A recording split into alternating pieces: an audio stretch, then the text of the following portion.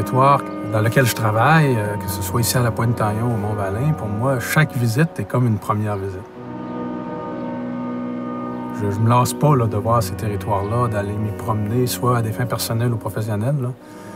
Pour moi, c'est l'émerveillement à tout coup, à chaque fois, peu importe la saison, peu importe la température, parce que, évidemment, à chaque moment de l'année, il y a un feeling différent. Les sons, les odeurs, tout, c'est la beauté de tout ça.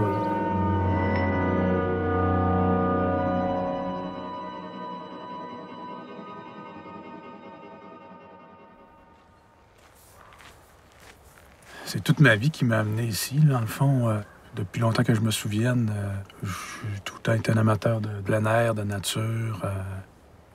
À l'adolescence, je dirais, les parcs nationaux commençaient à m'attirer. Je me souviens d'avoir visité certains parcs québécois à l'époque, et puis ça m'a marqué.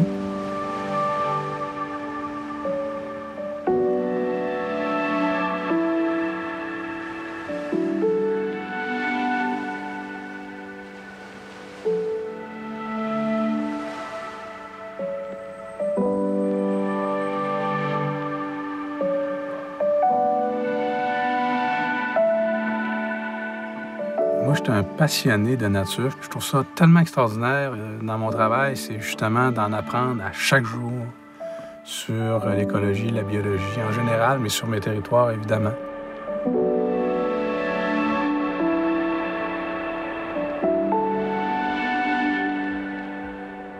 La tourbière, ça c'est vraiment un de mes coins de prédilection. Donc la traverse là, du delta qu'on appelle.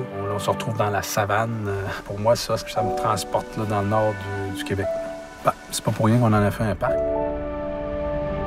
Ça, c'est la totale, c'est d'avoir la tourbière, puis 100 mètres plus loin, au bord d'une bande forestière, de se retrouver dans les eaux du lac Saint-Jean. C'est ça la beauté ici. Les gens du coin, Saint-Henri-de-Taillon, Sainte-Monique, Périboncourt, qui, au début des années 70, ont demandé au gouvernement de protéger ce territoire-là. Parce que, dans le fond, la mission d'un parc national, c'est ça, c'est de conserver le territoire, mais de le rendre accessible. Notre job, là, comme gestionnaire de parc, c'est de trouver l'équilibre entre la conservation puis la mise en valeur. Dans les choses qui me font le plus plaisir comme gestionnaire de parc, c'est de voir des visiteurs heureux, souriants, satisfaits là, par leur expérience. Fait que quand on parle d'accessibilité puis de mettre en valeur un parc, c'est ça qu'on veut. Là. Que ça, c'est une des récompenses qu'on a. Là. La liberté aussi.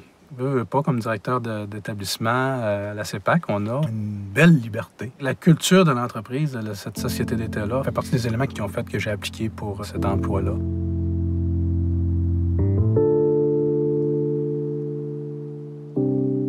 La diversité, le travail d'un gestionnaire de parc, d'un directeur de parc, c'est extrêmement varié.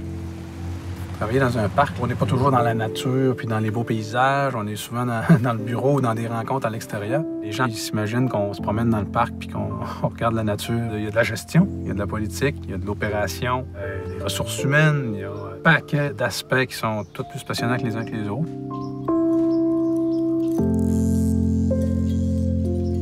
Des bureaux pires que le mien, on s'entend, surtout celui-là de Pointe-Taillon, avec la vue magnifique sur le lac Saint-Jean.